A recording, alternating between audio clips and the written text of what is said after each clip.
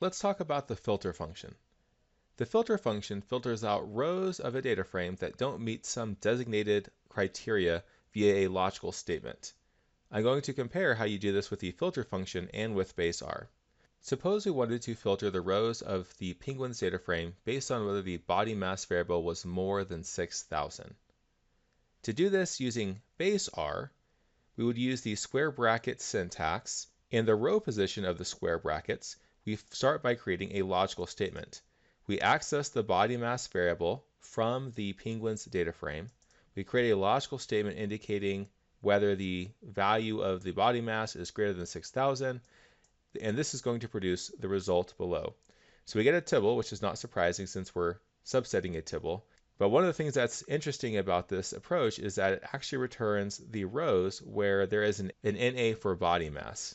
It didn't only produce the rows that had a body mass greater than 6,000, it also included any rows where the body mass was an NA value. To subset the rows of penguins where body mass was greater than 6,000 and also not NA, we'd also have to add this AND operator and include another logical statement where the values of penguin mass, the values of body mass in penguins were not equal to NA.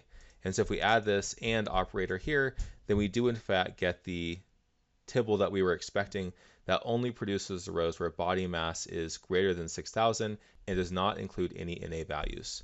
The filter function streamlines this process. The first argument is going to be the data frame that we want to filter.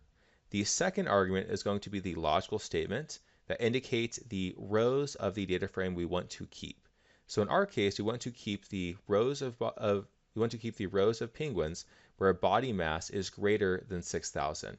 So this is the logical statement that we're going to create. The filter function knows that this variable is going to be part of the penguin's data frame, and so it easily subsets the rows of the penguin's data frame where the body mass is greater than 6,000 to match what we got from executing the previous code.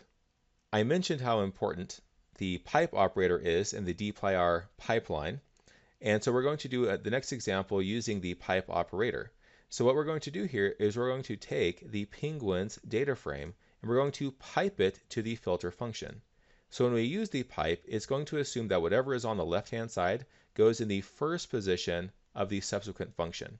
So when we use this pipe operator, the penguin's data frame is going to actually go into the first position of the filter function here, even though it's not indicated in this statement. And so this is really the second argument of the filter function. And so similar to before, we want to subset the rows of penguins where body mass is greater than 6,000. And so whether we do it this way or this way, you can see that we get identical results.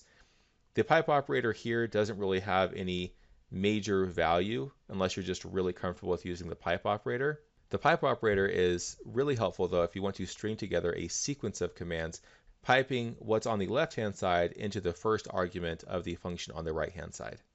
And as we conclude discussion of this function, you may be asking yourself, what is the real advantage of the filter function in comparison to just using base R?